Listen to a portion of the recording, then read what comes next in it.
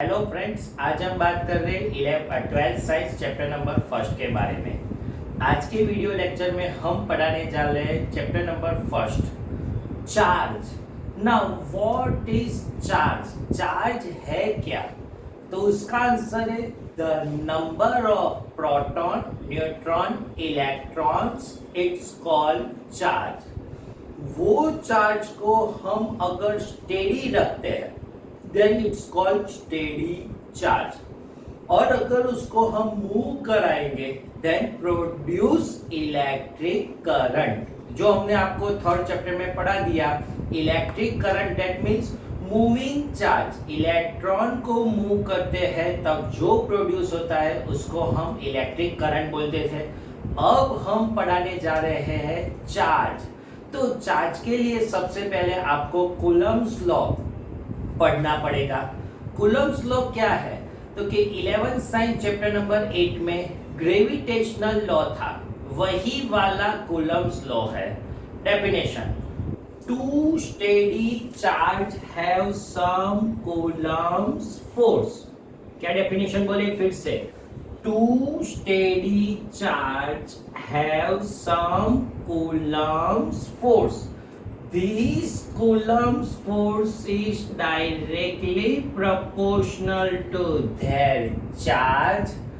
This Coulomb's force is directly proportional to their charge and square of inversely proportional to their distance. फिर से definition, Coulomb's law. Two steady charge have some Coulomb's force.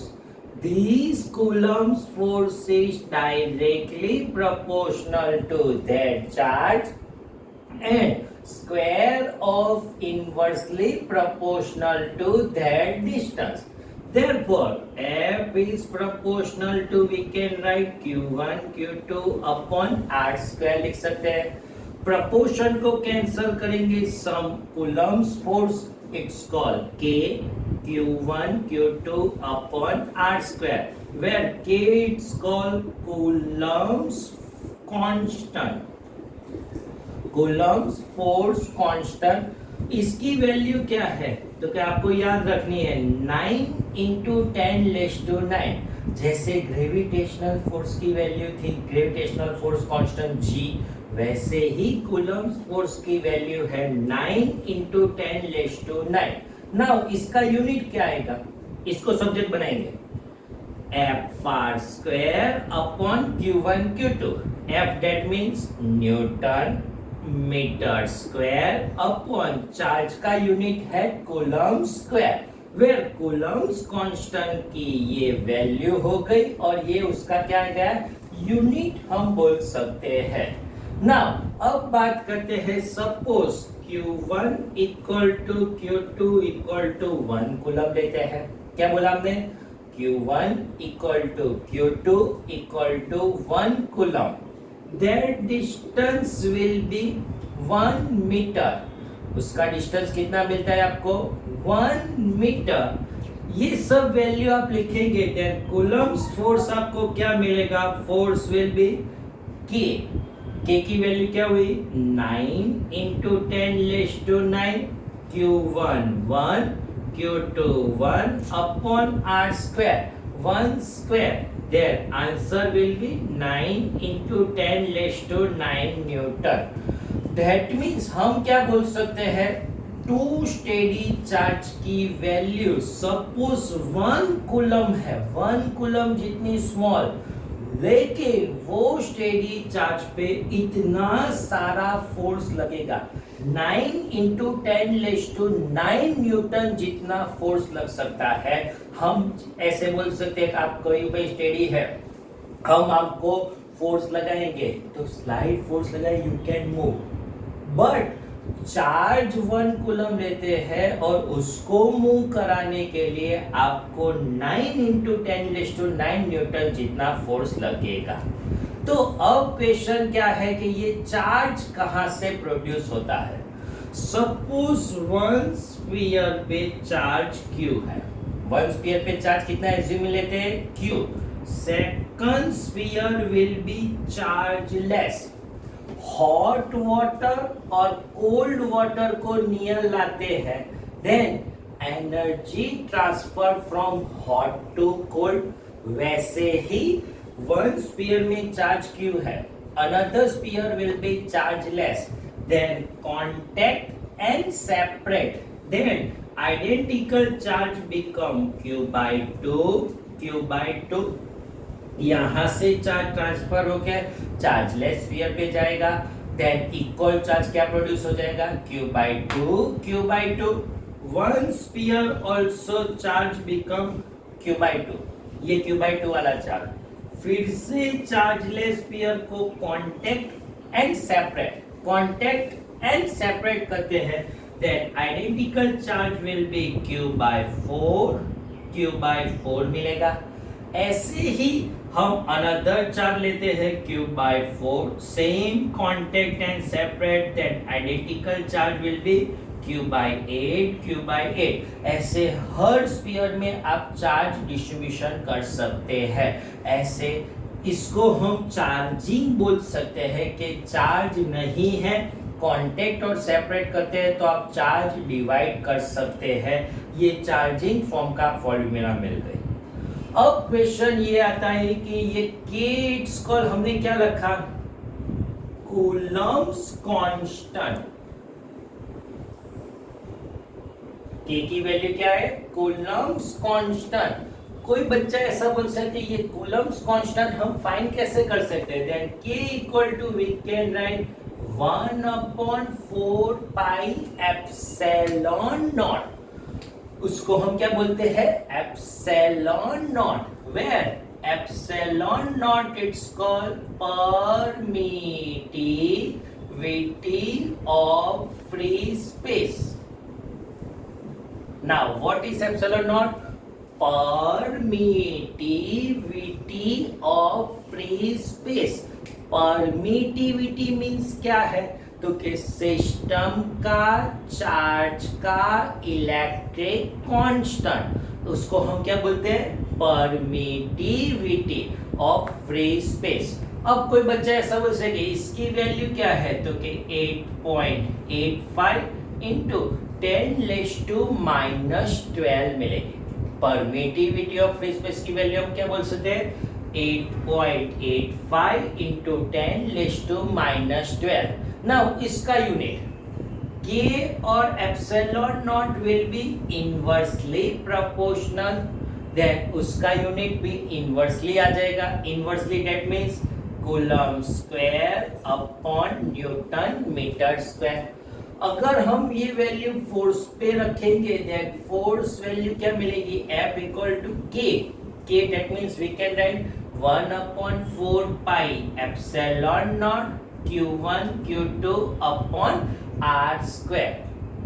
For medium, अगर हम medium में कहीं पर भी रखते हैं तो जो ये है epsilon naught, permittivity of vacuum और फ्री स्पेस, वो मीडियम में चला जाए, then we can write epsilon.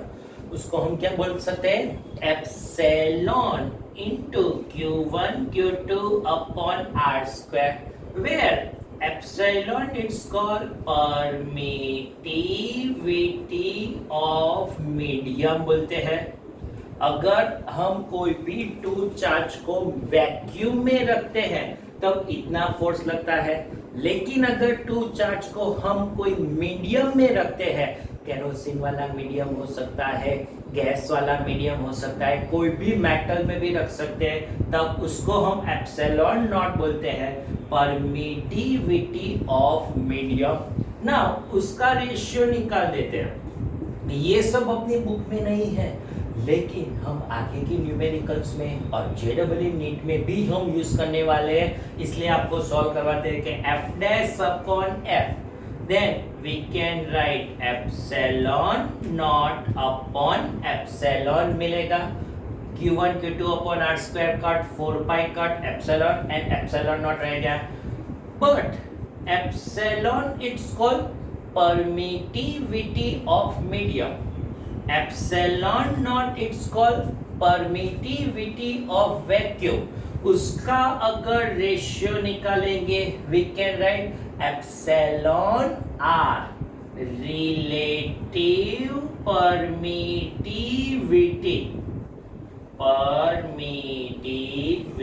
उसको क्या बोलेंगे? Relative permittivity. उसका सेकंड कैपिटल के सिंबल आता है, डाई इलेक्ट्रिक कांस्टेंट मिलता है। कैपिटल के का सिंबल क्या हो गया? Dielectric constant. अगर हम यहाँ पे वैल्यू लिखेंगे then F dash upon F epsilon upon epsilon naught we can write 1 upon k, then f dash will be f upon k। अगर हम कोई भी मीडियम में रखते हैं उसका फोर्स वैक्यूम के फोर्स का 1 अपॉन k टाइम्स में फोर्स मिलता है। That means force will be decrease आ जाता है। और ये 2 मार्कर अगर थियरी आती है तो आपको कूलम्ब्स फोर्स यहाँ तक लिखना है, लेकिन 3 और 4 मार्कर में आती है तब आपको पूरा लिखना है। अब वेक्टर फॉर्म के बारे में बात करते हैं। Then Coulomb's form in vector form. Then vector form क्या मिल सकता है? Suppose 2 identical charge will be q1 q2, their position will be r1 vector same r2 vector मिल सकता है। देन F12 क्या मिलेगा? हमने आपको 11 स्टैंडर्ड से पढ़ा है। F12 को क्या बोल सकते हैं? Force of first particle with respect to second particle. Force of first particle with respect to second particle. उसकी क्या फॉर्मूला मिली? F12 vector. फॉर्मूला तो वही वाली k q1 q2 upon r square. Left side में वेक्टर है, right side में vector नहीं है, तो आपको मल्टीप्लाई करना पड़ेगा यूनिट वेक्टर। उसको हम बोलते हैं r12 cap. But unit vector की वैल्यू वेक्टर अपॉन मैग्नीट्यूड मिलता है।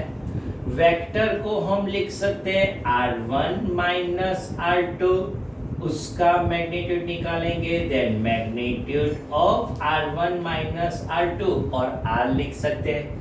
ये वैल्यू आप यहाँ पे रखेंगे then F12 will be k q1 q2 upon r square magnitude of r1 minus r2 square into r1 minus r2 upon magnitude of r1 minus r2 आपको मिलेगा। Square into 1 निकालेंगे देन उसका आंसर मिलेगा k q1 q2 upon r1 minus r2 cube into r1 minus r2 लिख सकता हो। Then F12 की formula आपको मिल गई। नाउ एज वेल एज अगर आप F21 लिखते हैं तो सेम फॉर्मूला मिलेगी। कौन सा? k q1 q2।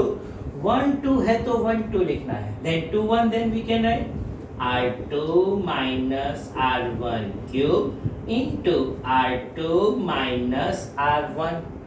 यहां से माइनस कॉमन निकाल दीजिए then minus k q1 q2।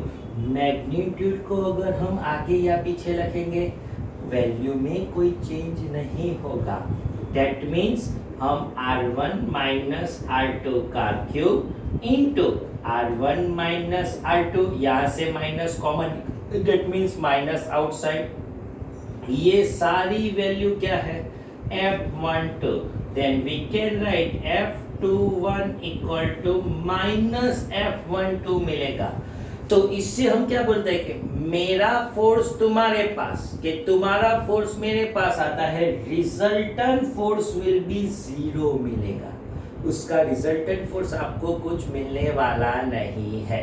तो 2 मार्कर की थियरी आती है कि Coulomb's law in vector form, तो आपको यहाँ तक लिखना है। तो आज के वीडियो लेक्चर में हम यहाँ तक बात करते हैं। नेक्स्ट वीडियो लेक्चर में हम ऐसी और थियरी के बारे में बात करेंगे। Thank you very much.